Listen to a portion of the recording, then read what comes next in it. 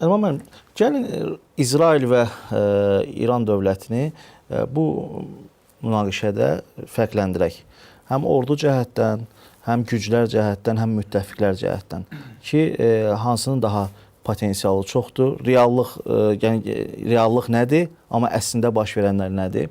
Bugün müharibə orduları müzakirə olunur onların, hava gücləri, eyni zamanda ordu gücləri və s. eyni zamanda müttəfiqlər də əsas rol oynayır. Siz necə bu müqayisəni görürsünüz?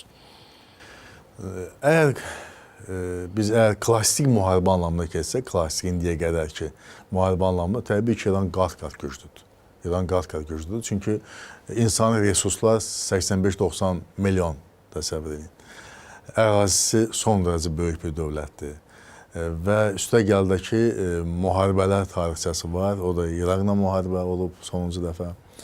Və bu nöqteyi nəzərdən və yeni gənc nəsil formalaşıb İranda. İranda gənc nəsil yaşlı nəsildən qat-qat çoxdur. Yəni döyüşə biləcək bir nəsildə. Bu parametrlər üzrə təbii ki, öndədir.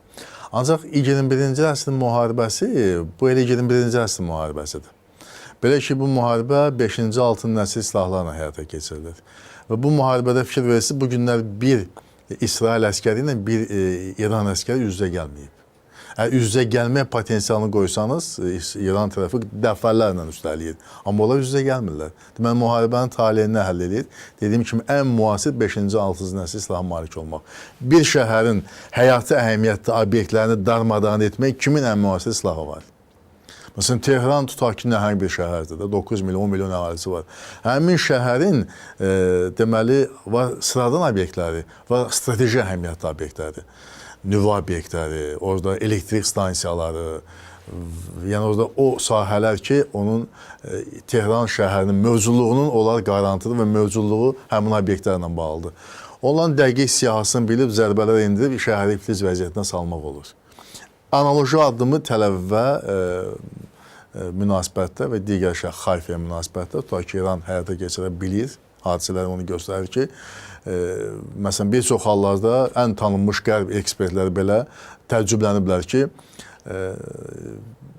yəni İranın raketlərinin və müasir raketləri ilə Təl-Əvivin, Xayfanın və digər şəhərlərin ərazisində bu cür intensiv zərbələrini vura biləcəyi, İsrailin hava məkanından müdafiə sistemləri, havada müdafiə sistemlərinin bir çoxunu sıradan çıxara biləcəklərini və sanki atılan raketlərin hər biri elə İsrail ərazisində düşür kimi bir fon yaranır və yəni ən az böyük bir qismi düşə bilir, bunu gözləmirdik. Buna inanmırdı.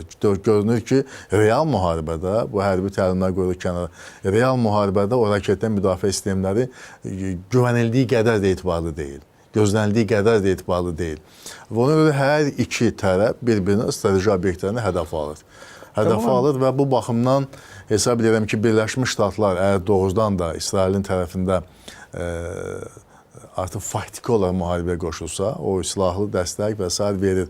Amma özü birbaşa bombalama prosesinə qatılsa, bu müharibənin artıq miqyasını dəyişə biləcək. Müharibə öz orbitindən çıxa bilir və artıq regiondan kənar oyunçuların bu prosesi qoşulması, xüsusilə də terror dalğasının yenidən baş alması ehtimallar kifayət qədər böyükdür.